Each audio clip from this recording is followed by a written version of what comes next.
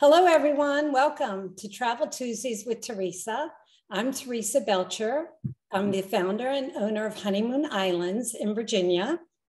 And today we're featuring small groups journey with Abercrombie and Kent. In the travel industry, we call them A&K because it's too long to say Abercrombie and Kent, but Exactly. You need to know who that is.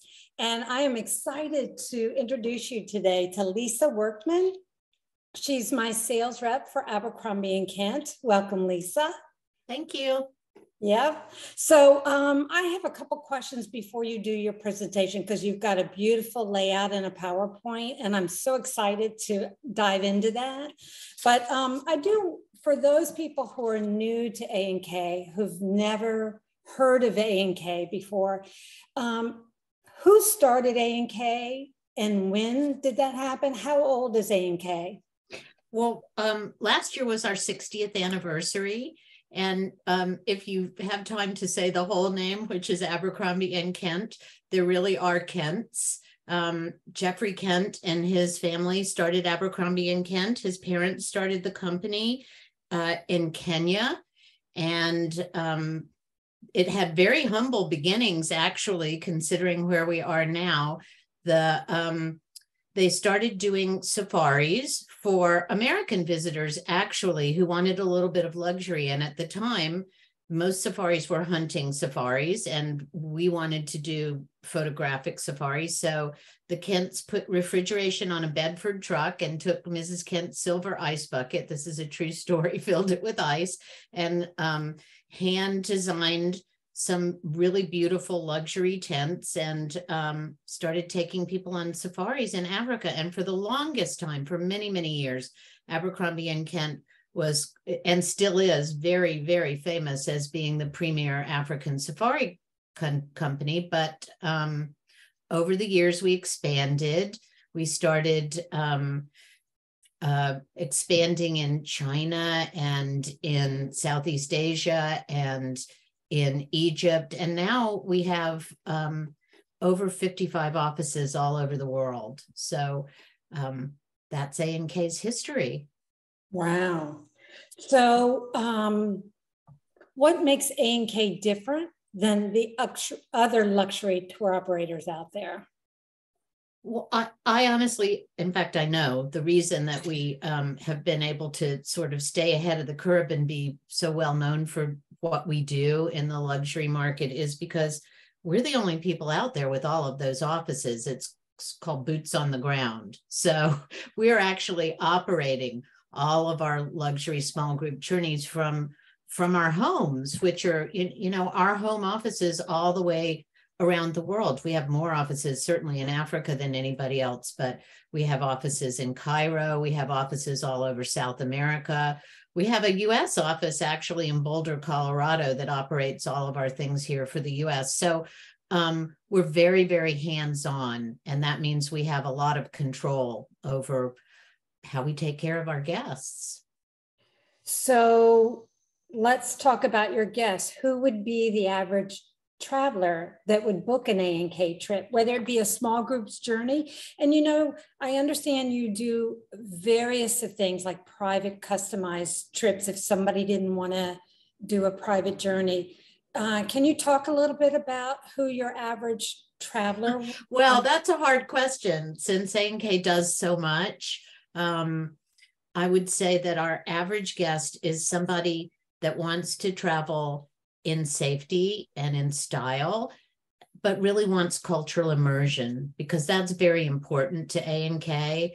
We want our visitors to experience our destinations and not just really see them. So the gamut runs from, it's all over the place, honestly. We do a lot of families. We do a lot of single people traveling. We do I like to say our motto is adventure by day and luxury by night. So that's sort of so true, the ethos of the company. But we also do, we're not just an exotic. There's ways to really culturally immerse yourself in Europe, for instance. And we do a lot of Europe as well as the rest of the world now too. So do you have a number one destination that is a big seller? Ooh, that's a hard one. That's Sold out all the time. That's another hard one this year.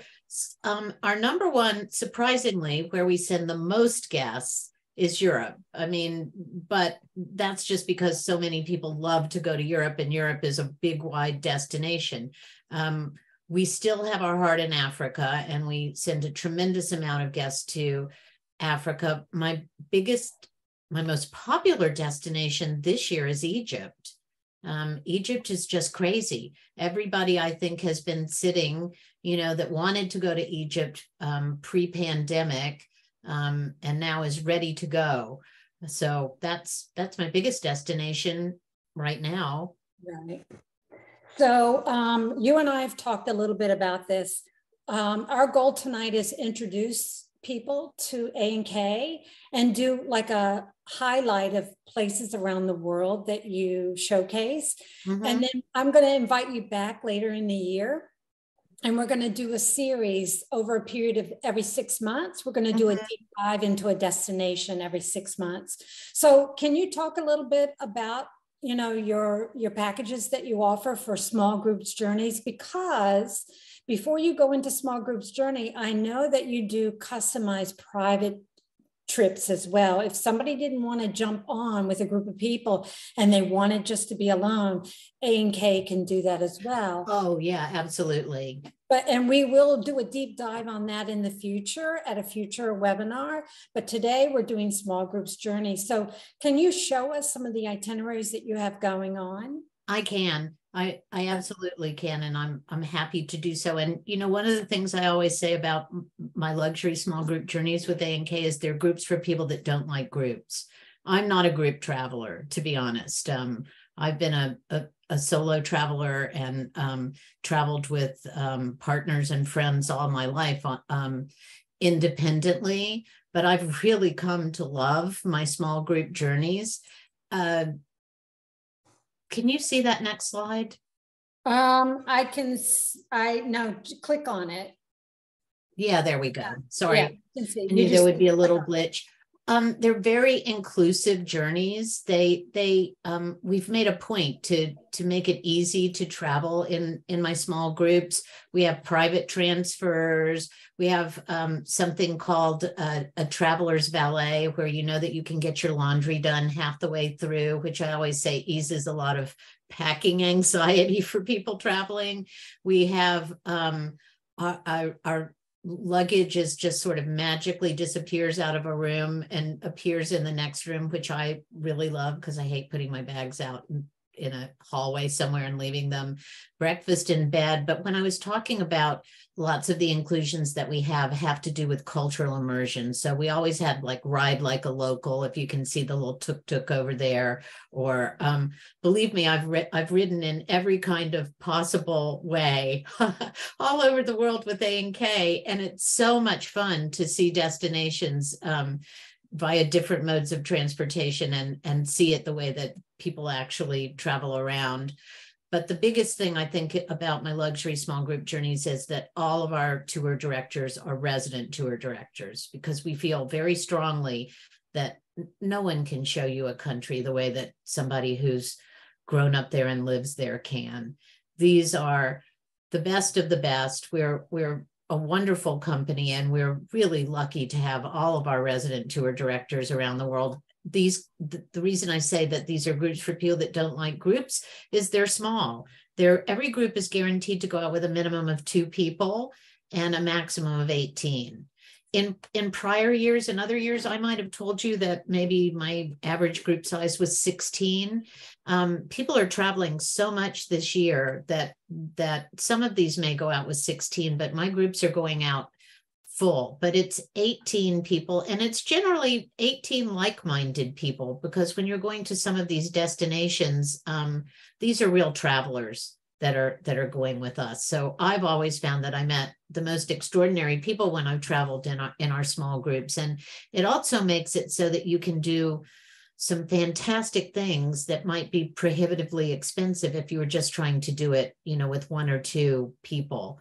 So like in a private journey, if somebody wanted to do a private journey because they have this mentality, a preconceived idea of what a small group journey is, a private journey would absolutely cost more money, Yeah, right? absolutely. And you wouldn't be able to do some of the things that that we're able to do. We have a lot, you would be able to do them, but to do them for 2 people as opposed to 18 people, it's just a different kind of ball game. But we always have a lot of insider access on all of these trips. That's one of the things that A&K is really famous for. And we choose the very best hotels. These are 5-star accommodations on the luxury small group journeys. The other thing that we do on the luxury small group journeys that I really love is not only do we always have ride like a local, but we have a design your own day component, which gives you a day. We choose it, somewhere in the middle of the trip,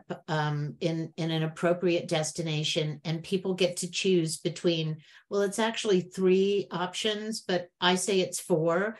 There's usually one kind of, you get to choose maybe kayaking, or horseback riding or bicycling. There's one outdoor activity that's always included. There's usually something to do with food and wine because, that's the best way to experience a culture is through their Isn't food that what and wine. travel's about, right? One of my favorite things. And there's usually something cultural. And the 4th option is, since you're staying at these beautiful hotels like a Belmond or a Four Seasons, is to, kind of enjoy the beautiful place that you're staying for a day, and maybe go to the spa or just relax and take a breath. So I think that you have to stop thinking of small groups sometimes as a big motor coach kind of experience where we're packing you from one place to another. This is a very, very different kind of experience traveling with A&K. Speaking of, what is the type of transportation to get from A to B to C when you've got? Depends on where we are, depends. If it's best to fly it, we're going to fly it. If it's best to take a train between the cities, we're going to take a train. If it's best to drive it, we're going to drive it on these trips. I have a whole other set that we'll come back and talk about, of trips that we do where we charter aircraft between the cities, but that's a different ball game. Yeah, you want to talk about some of the destinations and some of the trips we've got? Yeah, absolutely. And some of the itineraries I want to do. It. Yeah.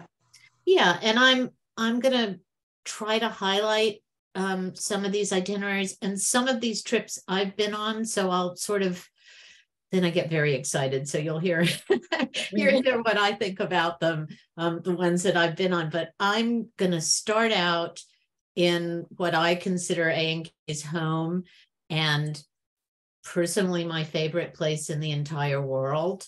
And this is it's a huge continent. I love Africa. The thing about going to Africa is everybody says, I want to go to Africa. And I say, you just wait. On the way home, you're going to be trying to figure out a way to go back. Yeah, that's true. It's really difficult to put into words the experience that, for me in particular, East Africa has.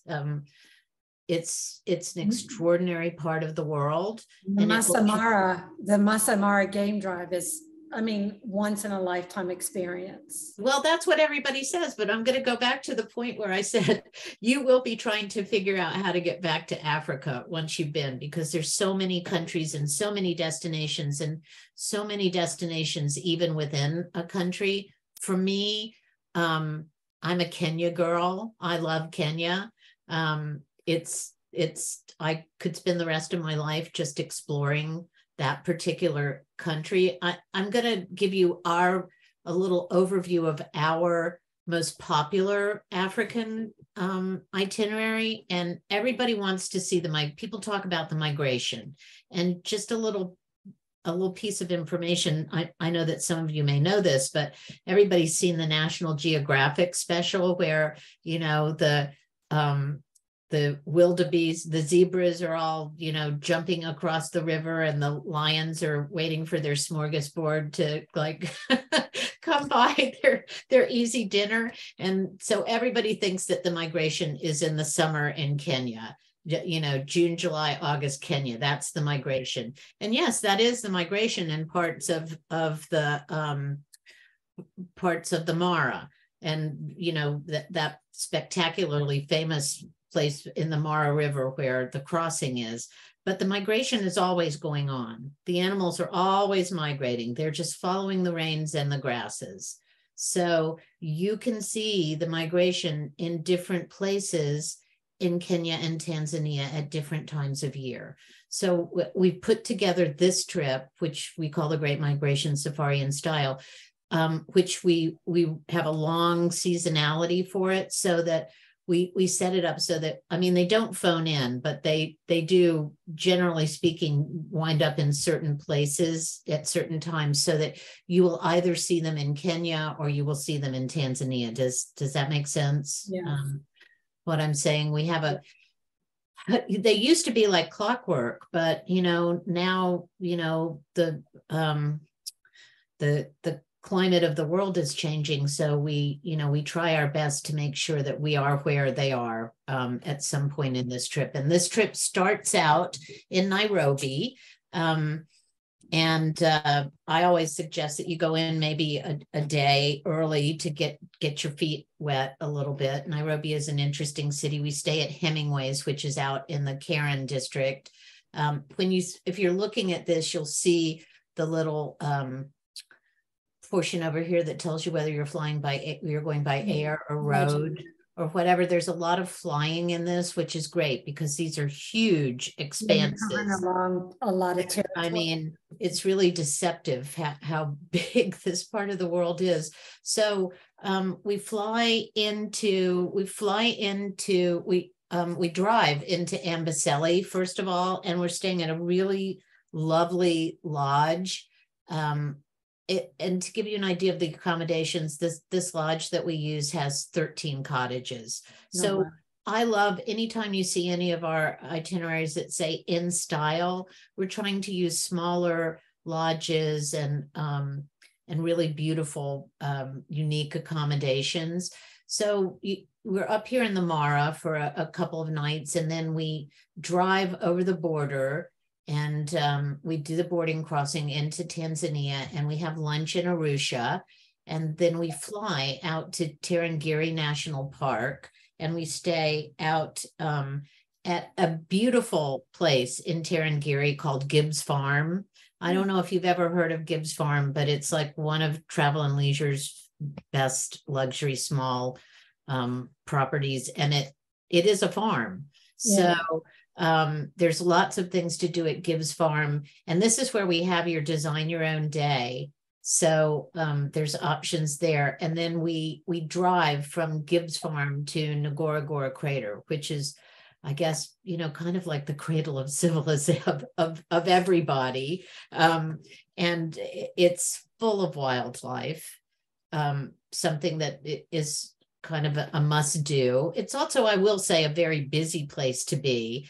There's lots of vehicles always in the Ngorongoro Crater because it's popular, but we have our secret little spots in the crater where we can take people off for a picnic lunch and get away a little bit. And then we fly into the Serengeti, where we stay at the Four Seasons Serengeti Lodge. And I know it's like, oh, a Four Seasons in maybe that's not what you're thinking of, but this lodge in particular is really wonderful. And you can swim in the pool there, and it's right on the water, and watch hippos while you're lying in the pool, which is one of my favorite things. And then we go on back up, and we go up to back up into the Mara again. And so one of the reasons that I was explaining before for this itinerary is so that we have the best advantage to always try to be someplace where the migration is. So, I mean, you're either going to see the migration in the Serengeti, depending on the time of the year, or the Mara. And we stay at Olanana, which is this beautiful property on the Mara River. Mm-hmm. So the wildlife is just crazy there. And then come back to Nairobi. So do you offer anything else in Africa? Oh my God, yes. We have plenty of trips in Africa, and I probably talked a little bit too long about that one, but I get very excited when I Oh, talk. no, it's a great deep dive is what it is. One of my favorite trips that I've been on is Botswana, safari and style. Botswana is not usually the first place that people go in Africa, but Botswana is really special. In our summer, which is their winter, because now you're south of the equator in Botswana, the Otavanga Delta floods, and you can do safari in these dugout. Well, they traditionally are dugout canoes, not so much anymore. Now they're metal canoes, but Botswana is the place that made me love birding. It is a bird lover's paradise. And I know that you think, oh, I'm going to see the big five. Well, you will see the big five in Botswana, but you will also see 495 different kinds of, birds. It's just incredible. So this is a fantastic destination. It uses wonderful lodges, gets you out in the Delta and out in Chobe. And Botswana is, the Otavanga Delta is the predator capital of the world. So you'll see lots of cats in Botswana. Excuse me, my furry assistant needs me for a second. Okay, no problem. I have a four-legged assistant here and also this does Big Falls as well. Yeah. And this is a great thing that you can do too, is you can see, just below Botswana is South Africa. So this is a good, we can add on a South Africa trip if that's what you want to. But if you looked, you saw that it said something travel privately on that last one. Yeah. Anytime you see travel privately, it means that we have a journey that we've already put together. We've already booked everything. It's going to be exactly like the Botswana trip, only it will just be for a couple of people. So, if you really don't want to go with a group, we have some options, but the groups are lovely. So a signature journey is really a private journey that's already pre-designated and pre-designed. Exactly. It's just a journey that we've taken space and just replicated. It's a great first time journey for any destination if you don't want to travel with a group. If you want to just go with one other person or four people, it's really usually very quick for us to be able to book those signature journeys. But I'm also going to tell you that, for instance, my migration trips all year long are almost all booked up. There's very few, this is such, everybody's traveling. So a lot of these, what people call bucket list trips, people need to really be planning in advance and planning for next year as well.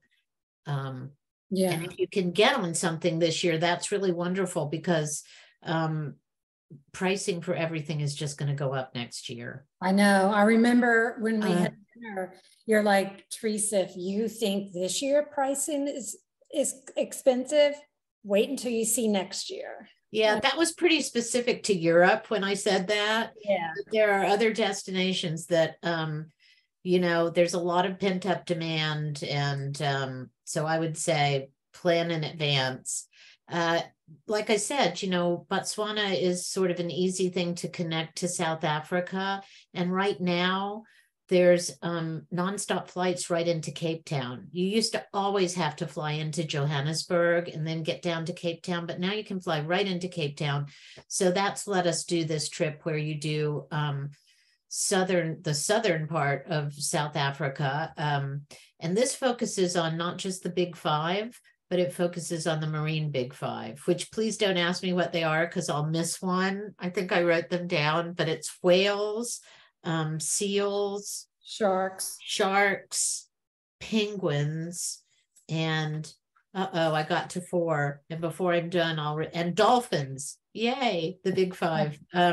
So this is Gruspo's private reserve, and it's just a great jumping off part. Of course, Cape Town is one of the most beautiful cities in the world.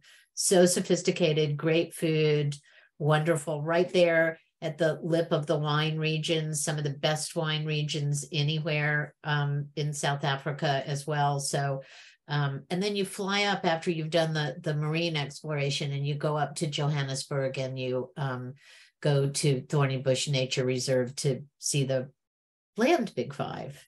Mm. So, Yeah. and this, I keep saying, oh, one of my favorite trips, but Botswana and Morocco were probably my two favorite trips that I've done as far as luxury small group journeys with, and Morocco is, what can I say? Morocco is spectacular. Morocco never disappoints. And this is just a fabulous trip. I think some of the people that are with us today have done this trip as well. Mm-hmm. Wonderful. And this not only takes you to the highlights of Morocco, but it takes you out to our private mobile tented camp. And it's an A&K exclusive desert camp. And I won't give away all the surprises that happen out at the desert camp, but needless to say, it's really wonderful. You did tell me earlier that Morocco is completely sold out for the month of October. It is. So once again, another destination that's very, very popular. And, Yeah. I forgot to say this, but when I was talking about the Botswana trip and the design your own day, one of the options for Botswana, when you're up in Zambia, when you're starting the trip, is to go see Our Ladies at a bike shop up there. And that's one of A&K's philanthropy projects. And so if there is a philanthropy project that we have in any of these destinations, that's something that will be optional, on your design your own day. And seeing the ladies at the bike shop in Zambia was one of my favorite parts of that trip. They're, give a woman a job and watch her take off, Exactly. So I see Egypt coming up, and can I just say, for me, Egypt has been my number one most requested destination in the year 2023. It's crazy. And I started getting those requests last year, and I've had a hard time getting space available. It's almost close to impossible. It's close to impossible. I have some space. It's virtually impossible to do it on a customized basis with Abercrombie and Kent. And I think, look, the demand for Egypt is tremendous, and the demand to go with A&K is really tremendous because we're really well known in Egypt. We've been in Egypt for a long time. So A&K is the pioneer of luxury travel. So, and we own our own ships. We own the docks. I think it's one of those places in the world where people are a little still concerned with safety and security. So it's a big destination for us. I have some space towards the end of the year on some of my luxury small group journeys because we've added space. But as far as trying to customize or build trips to Egypt this year, it's just very, very hard because everybody wants to, when they go to Egypt, most people, I should say, want to at least take a 4-night Nile cruise. Mm-hmm. And that's where some of the issues come up because there's only so much space on ships. But it's an incredible destination. I did a little big jump there. I should have given you some that's all right. Some warning before I jump to South America, but you and I have been talking about South America a lot recently. And a lot of the people on this Zoom call want to go to South America. Excuse me. And they're waiting for 2024 pricing to come out for certain South America trips. Well, what you can do on most of my trips, if we've got the itineraries out there for 2024 and you, Teresa, can check with us, you can always put a goodwill deposit down on any of the dates that you want. And then when the pricing comes out, if people go, well, I don't want to go, not necessarily because of the pricing, but for any reason, we just refund the deposit. But it's a good way to make sure that you get on a departure. This first one that I'm going to talk about, I don't know if we have the 24 departures set yet, but this is a fabulous trip. I was kind of the guinea pig last year for this trip before we started operating it. So I was lucky enough to do this. It's wonderful. Santiago is a lovely city. The hotel that we use in Santiago is a little bit outside of Santiago. It's called Las Majadas, and it's in a park, beautiful park-like setting.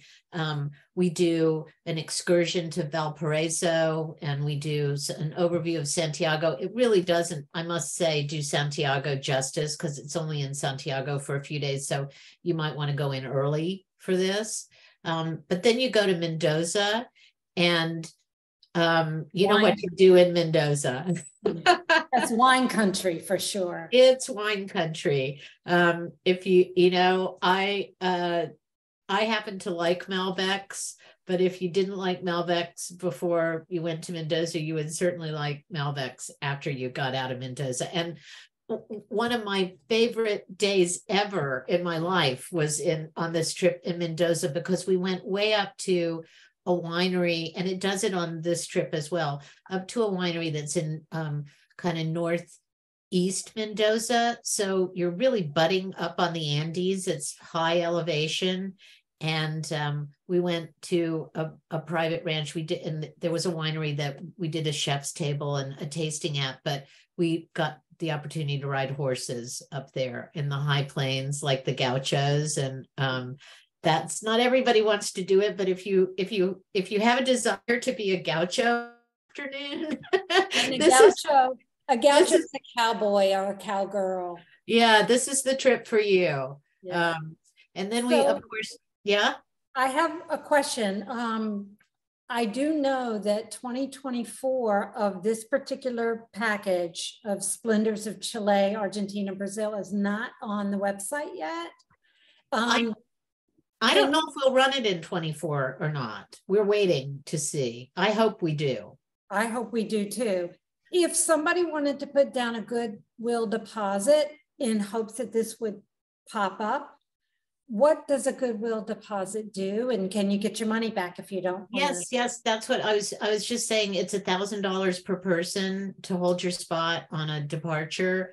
And once we come out with the actual dates and the pricing, I mean, normally the dates are the same. You know, if it leaves on a Sunday, it may be a day off the next year. But if you just decide, you wake up one morning and say, I don't want to go to South America anymore, we give you your money back when the dates come out and the pricing comes out. Yeah. Okay. And if for some reason this particular package doesn't go, and we waited and waited and waited, and they don't. Well, we won't take a goodwill deposit on it until we know that we're running it. The goodwill deposits are there for things that we run every year, and I just don't have the pricing yet. Like for the Egypt trips that we know we're running, this is the first year that we're doing it. See that little red new on there? Yeah. So I'm very hopeful that this will be something that we run every year. But you know, if it doesn't go in 24, I suppose that your option would be to try to do it privately, or right. Yeah. So after Mendoza, you go to Buenos Aires, Iguazu, and Rio. Out of those locations, what were your favorites? Well, I love all of them. But the big surprise for me was Rio. The big surprise for me was Rio, because I had been to the other destinations on this trip before. I shamefully had not been to Brazil, and Rio is just, you know, I was a little, you hear things about Rio. There's always concerns about Rio. Rio is dangerous. Be careful in Rio. Do this in Rio. Rio is freaking wonderful. Rio is wonderful. And one of the things that we do on this trip in Rio is we do a behind the scenes tour of where they do the Carnival floats with some of the people from Carnival. And it's so fun, so wonderful. In the Design Your Own Day, you get to have the option of riding bike all around Rio. It's Rio. Brazil has so much flavor, and Rio is just a spectacular city. I can't wait to go back and do more Brazil. Wow, that's interesting. Yeah. So just as sort of a highlight, we also have of course we have Machu Picchu, and of course we have the Galapagos, and you know, a lot of things that people think of when they think of South America, but we also have this that explores, does a little bit deeper dive into Chile as well. And I went to Atacama prior to doing this South America trip, which is the high desert and one of the driest places on the face of the earth. So bring a lot of well, they give you a lot of lotion, hand lotion and body lotion when you're in Atacama. And this also goes into northern Patagonia. So, you know, this part of the world is just so naturally incredibly beautiful. Wow. And as I said before, you know, a lot of people want to do Machu Picchu and the Galapagos as a trip together, and we do that as well. I like this trip because it's also something new that we're putting in for South America. We're really expanding a lot of what we do in South America because it's just so many options. Yeah. But this gives you, you know, Machu Picchu and the Amazon. The Amazon, and hiking Machu Picchu is just another bucket list. You guys are famous for bucket list destinations. Well, and also we have another luxury small group journey that this one doesn't hike Machu Picchu. This takes the Hiram Bingham train to Machu Picchu, but we do have another one that lets you hike a portion of it. So it's kind of a, you know, you don't have to be a big hiker, and you get a little taste of hiking the Inca Trail. So shall we go to Japan and Southeast Asia? Let's go to that part of the world now. Another place that's very popular right now because it was closed for so long and is a favorite anyway is Japan.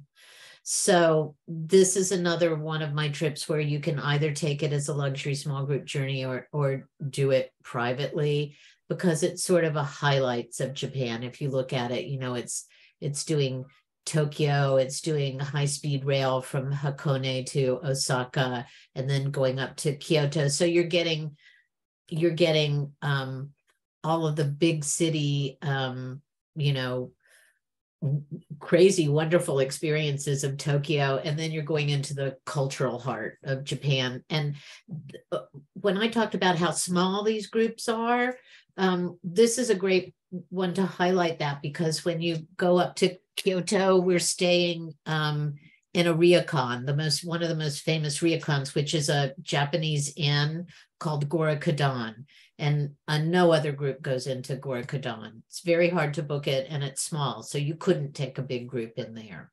Yeah. Yeah. And then Southeast Asia, of course, this is a great introduction to Southeast Asia. And some of the people on this call have been on this one too. Yep, this is a really this one. I love this one. Southeast Asia is it is a very hard place to do an overview of because there's once again so much to see, but I think this trip does a fantastic overview. And one of the nice things is you spend the night out on Halong Bay. You're not just going out on a little day cruise and coming back.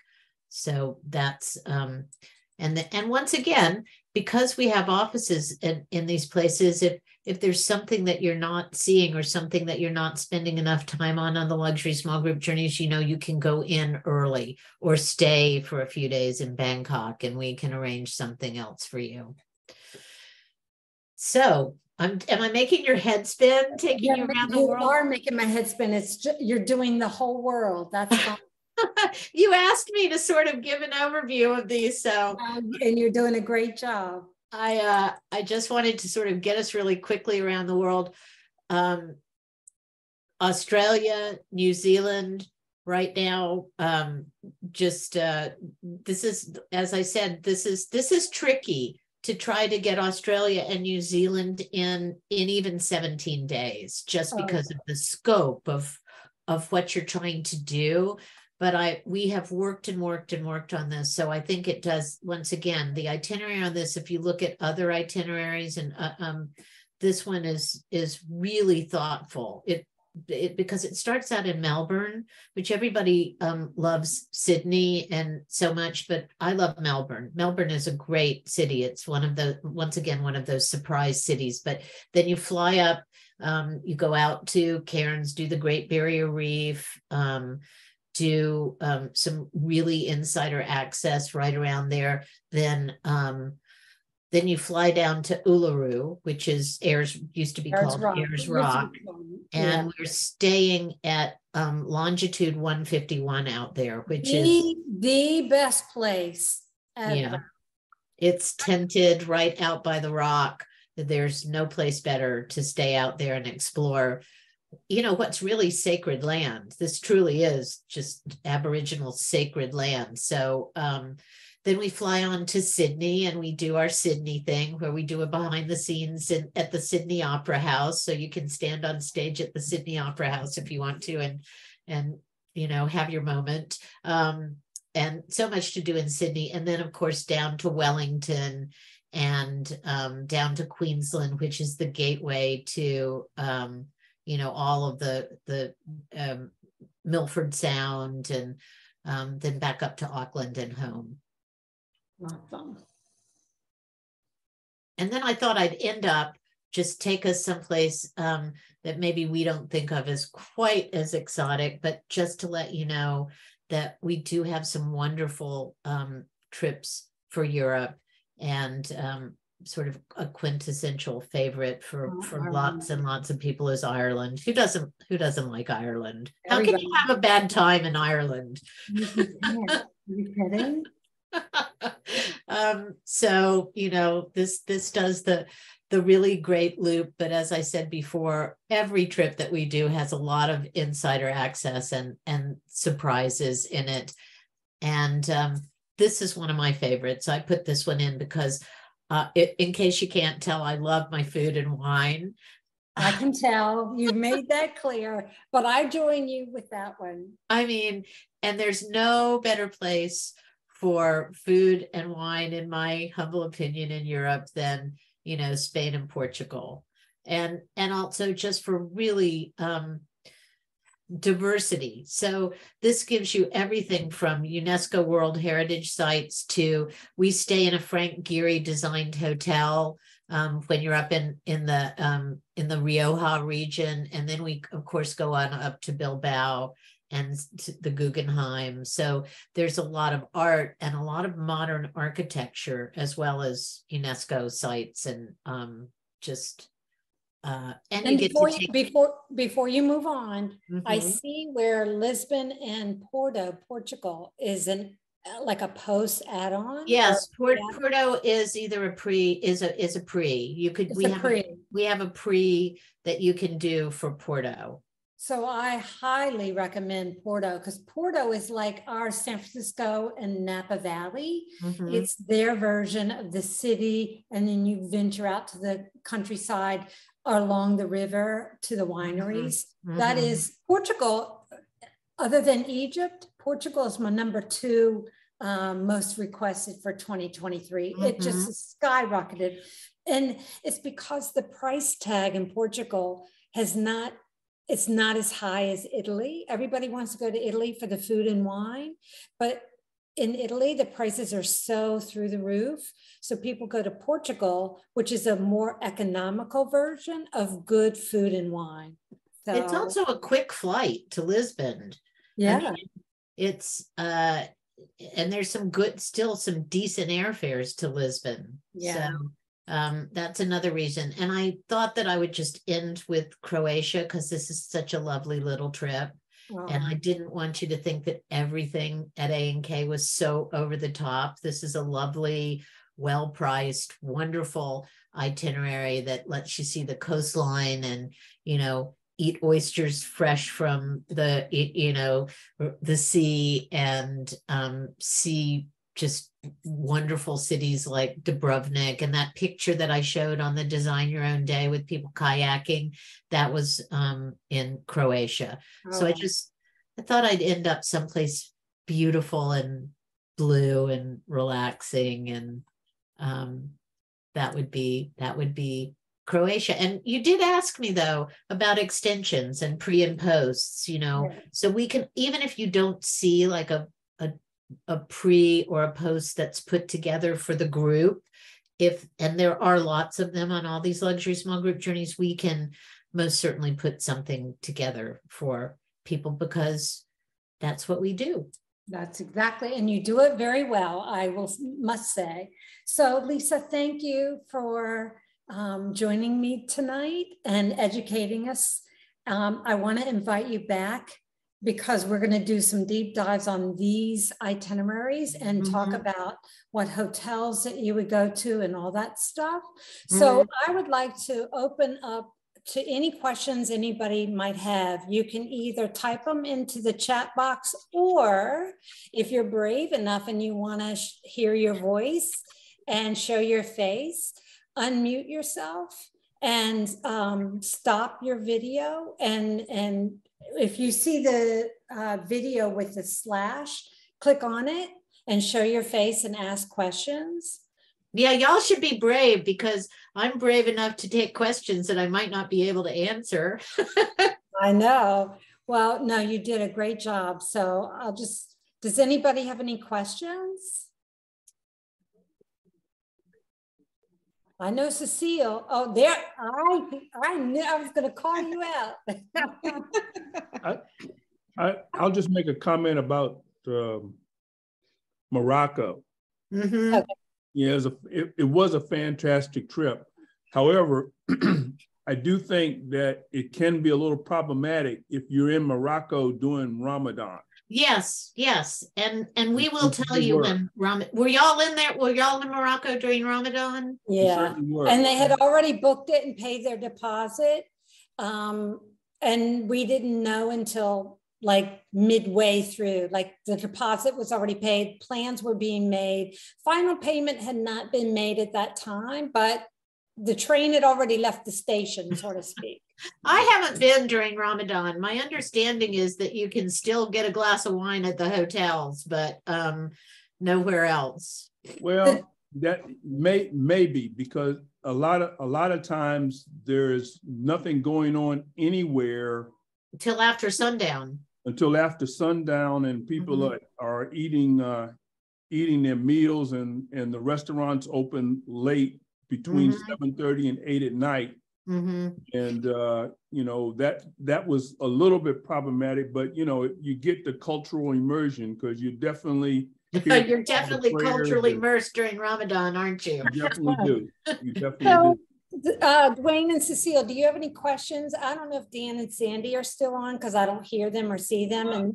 It sounds like, I don't have a question, but I have a comment. It sounds like the South America trip that we were trying to book is not going to be offered. We don't know. I wouldn't say that it's not going to be offered. This is the first year that we've done it, and I think that we will offer it next year.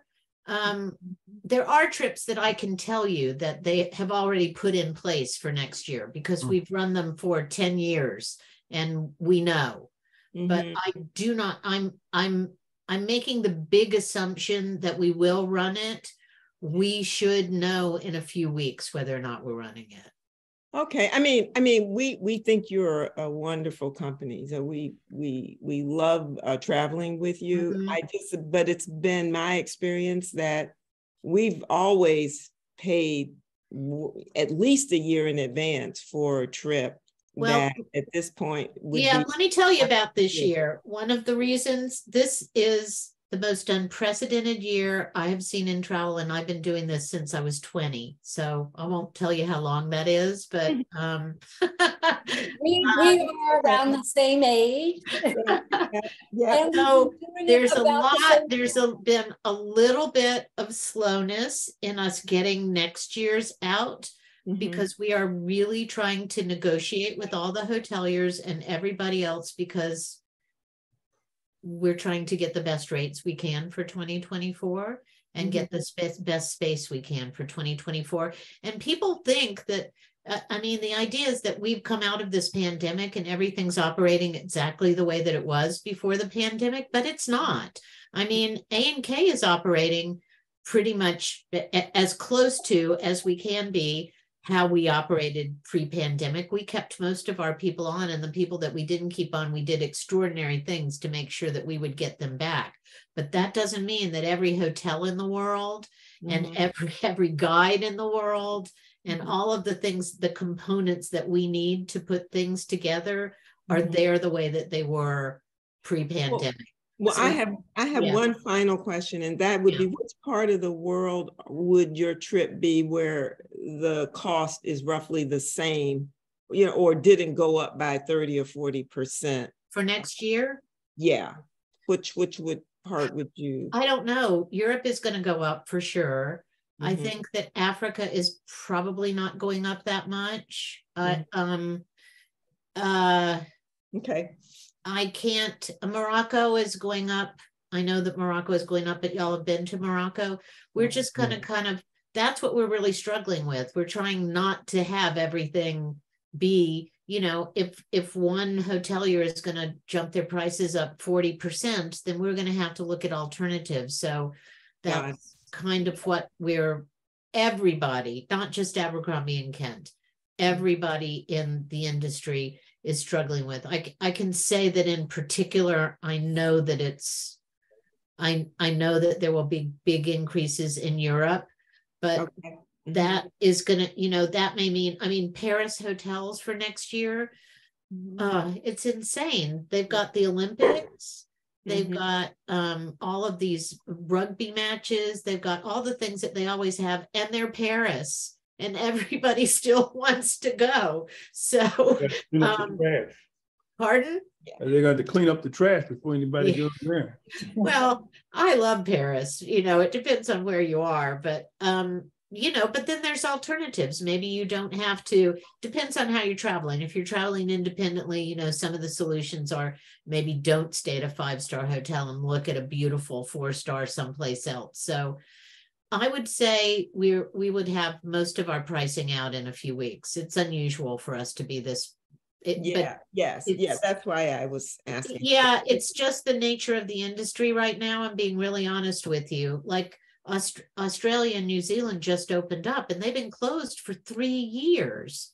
And you know what? So, I've got somebody going to Australia, New Zealand, and I can't get a response. It's been 14 days and I emailed them. So, I mean, what do you think people did for that were in the tourism business in Australia and New Zealand did for 3 years? They got another job. So they had to. So it's just a little bit slower with working with suppliers for everybody. But I'm hopeful that I can say with confidence that, you know, some of these are actually the one that you want to go on is absolutely the only one that I can tell you that I'm not 100% sure that we're going to operate for next year, but I'll try to find out for you. I'll go to the product person and see if they have plans to operate it again. I mean, once we put something in, we try to continuously operate it. It has to do with how popular it is. It's a new itinerary for us. If we don't get a lot of people wanting to go this year, then we may only put a few dates in for next year. I see. I've already got Debbie Spacco looking to see if she's red flagged it, like when it comes out, she's going to let me know. Yeah, but I'll go to the product. I'll send an email to the product person and ask if what they plan on for next year. Thank you. I'm happy to do that for y'all. Okay. So anybody else have any questions? Anyway, we're going to wrap this up. So thank you, Lisa, for joining. I'm going to invite you back for a deep dive in the future. We're going to keep this series going. And Dwayne, it was nice to see your face. Cecile, always a pleasure. Thank you for traveling with us. You're welcome. I hope this was kind of helpful. You know, it was really good. It was really, yes. I hope that I'm going to really reach out to the person I know that designed this trip. I'm just going to send him an email tomorrow morning, and you follow up with me. I'm going to be gone next week, but I certainly hope we do, because I have to tell you that trip was great. It was great. Yeah. You're leaving for Barbados Thursday and you're coming back a week later. So I'll follow up with you after that. Good. And in the meantime, Debbie Spacco has got me on the radar. If something pops up, she'll email me. Yeah, but I'll send out I'll go to the source for you. How's that? Awesome. See what I can find out. I don't know the source. You do. Well, that's the beauty of A&K. I'm telling you, we're a big company, but we're really not. We're big, but we're not so big that we don't know each other. So that's one of the beauties of A&K. So I'm just going to wrap it up. So if anybody watching on demand or live that's interested in booking any of these itineraries or wanting pricing or detailed information, please reach out to me. I'm Teresa from Honeymoon Islands, and I'll put my email contact in the link below on YouTube so you can reach out to me. But I hope this inspired and educated people to travel and do something different that they would never have thought about. Like, oh my God, I never thought about a small groups journey. So anyway, I wish everybody a happy night and thanks for joining me live. Thanks, Dan and Sandy. Thanks, Dwayne, Cecile. Okay. Thanks.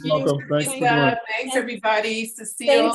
Thanks. Carol, thank you. I can't see you. Thank you. You know what? I can't turn my video on for some reason. That's yeah, okay. we can't either. Well, thank you so much for having me, Teresa. I really appreciate it. You're welcome, Lisa. I'll talk to you later. Okay, thank you All very right, much. thank you guys. Bye now. Great, Lisa. Thank you. Okay.